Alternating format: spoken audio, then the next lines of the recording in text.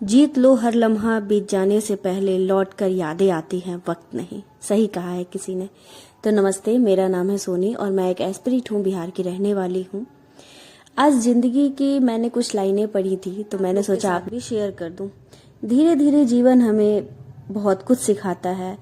जैसे कुछ लोग आएंगे, कुछ चले जाएंगे, कभी बिना वजह के तो कभी अलविदा कहेंगे।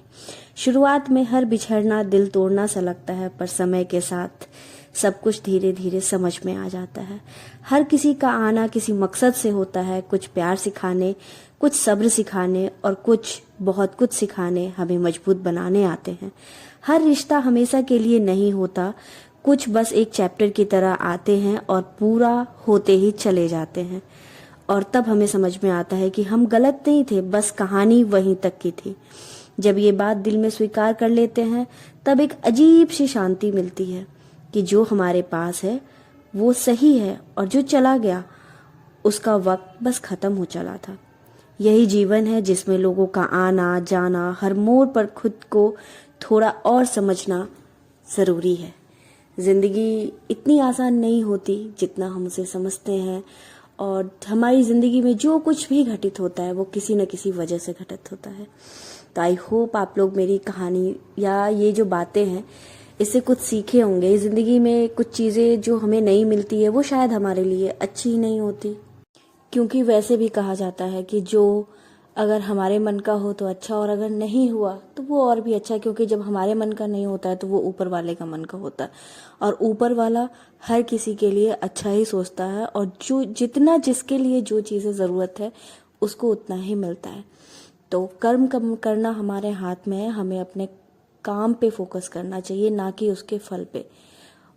और वैसे भी गीता में भी कहा गया है कि हमें सिर्फ अपने कर्म करने पे ध्यान देना चाहिए, अपने कामों पे ध्यान देना चाहिए, ना कि उससे मिलने वाले फल के बारे में सोचना चाहिए। और जब ईमानदारी और मेहनत और लगन के साथ अगर हम कोई भी काम करते हैं तो हमें सफलता आज नहीं तो कल मिल ही जाती है। और इसी के साथ मेरी सारा काम मैंने आज खत्म कर लिया, और सारे काम खत्म करने के बाद नहाना धोना और पूजा वगैरह सब कुछ करने के बाद फिर मैं यहाँ पे आ गई थी अपने लिए नाश्ता बनाने।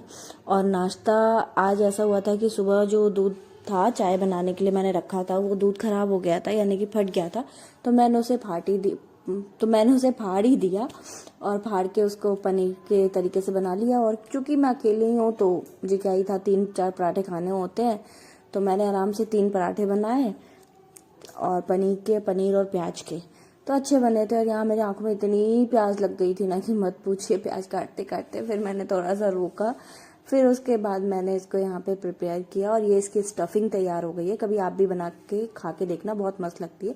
इसमें कुछ नहीं करना होता, सिर्फ पनीर डालो और इसकी स्टफिंग तैयार करना ना बहुत ही आसान है। कुछ नहीं, सिर्फ पनीर को लीजिए और पनीर के में थोड़ा सा प्याज काट के डाल दीजिए, थोड़ा सा मसाला डाल दीजिए, मसाला इन द सेंस की थोड़ा सा चाट का मसाला हो तो वो डाल दीजिएगा, मैंने डाला था। थोड़ी हरी मिर्ची डाल दीजिए, हल्का सा गरम मसाला मिला दीजिए, हल्का सा गरम मसाला बिल्कुल टेस्ट के लिए, ज्यादा नहीं वरना खराब हो जाता है, और हल्का सा नमक डालिए और बस इसको मिला के और फिर इसको आराम से पराठे में भरिए और पराठे में भर के खाइए, मस्त लगती है। फिर मैंने यहाँ पे अपना तीसरा स्लॉट कंप्लीट किया और आज मैंने पढ़ा था सुबह में करंट अफेयर के बाद इंग्लिश पढ़ी थी, और इंग्लिश में कुछ पोएट्स के बारे में पढ़ा था, और उसके बाद फिर मैंने मैथ्स बनाया शाम में, वो मैं रिकॉर्ड नहीं कर पाई हूँ। तो ये सब कंप्लीट करने के बाद फिर मेरा फाइनली सेशन कंप्लीट होता है। और देखिए बहुत सारे पूछ रहे थे मुझसे कि एग्जाम होगा या नहीं होगा, तो देखो एग्जाम तो जो निकल चुके हैं मैं पहले भी बता चुकी हूँ और दोबारा बता रही हूँ, तो एग्जाम तो होंगे। जैसे बीपीएससी एईडीओ वाला हो गया, टीआरई का हो गया, ये एग्जाम तो होंगे। बाकी होगा पता नहीं, कि अब गवर्नमेंट जो भी आती है उसके ऊपर डिपेंड करता है कि वो कैसे फॉलोअप करेगी या कैसे जो चीजें आई हुई थी उनका फीडबैक देगी, ये उनके ऊपर डिपेंड करता है। बट हम उन चीजों पर ध्यान ना देके हम अपनी पढ़ाई पे ध्यान दें कंसिस्टेंसी के साथ, तो वो ज्यादा बेहतर होगा आई थिंक। तो मैं तो अपनी पढ़ाई कंटिन्यू कर रही हूँ और आप लोग भी अपनी कंटिन्यू कीजिए, और कोई चारा नहीं है, आगे बढ़ना है तो जो समय मिला है उसको यूटिलाइज कीजिए। और सरकार बदलने के बाद कोई पता नहीं है कि कब दे दे, हो सकता है कि जल्दी ले लो, हो सकता है कि थोड़ा लेट भी करे, हो सकता है कि ऑन टाइम भी ले। तो please don't waste your time and keep it up. लगे रहिए अपने आप को बेहतर बनाने में, हर एक दिन के साथ हम अपनी चीजों को बेहतर बनाते हैं, हम खुद को बेहतर बनाते हैं। चलिए तो मिलते हैं फिर एक नेक्स्ट ब्लॉग में, आज के लिए इतना ही। और सब लोग खुश रहिए, स्वस्थ रहिए, मस्त रहिए, अच्छे से अपनी तैयारी को धार देते रहिए, कंटिन्यूअसली प्रैक्टिस सेट बनाइए, कंटिन्यूअसली मॉक लगाइए। यही एक बेहतर तरीका है। ऑनलाइन टेस्ट लीजिए, टेस्ट सीरीज आती है उनको लगाइए। बस अपने आप को, अपनी तैयारी को धार देते रहना है, क्योंकि जो लोग नए हैं, जिन्होंने अभी अभी स्टार्ट किया है, जैसे एसटीटी जिनका अभी क्लियर हुआ होगा, उनके लिए तो फर्स्ट टाइम है, लेकिन जो लोग पहले से दे चुके हैं तो ऑब्वियसली उनका सिलेबस कंप्लीट होगा, तो उनको सिर्फ अपनी तैयारी को धार देना है।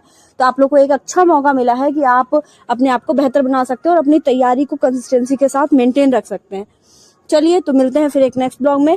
तब तक के लिए राधे राधे, खुश रहिए, स्वस्थ रहिए, मस्त रहिए और पढ़ते रहिए। और हाँ, अगर आप लोग चाहते हैं कि आप लोग मेरे साथ अपने शेड्यूल को कंटिन्यू करें तो वो बिल्कुल कर सकते हैं, लेकिन उसके लिए आपको मुझे फॉलो करना होगा। और प्लीज़ अगर मेरे चैनल पे नए हैं तो मैं वैसे भी आपको कह रही हूँ कि लाइक, फॉलो और शेयर, सब्सक्राइब ज़रूर कर दीजिएगा।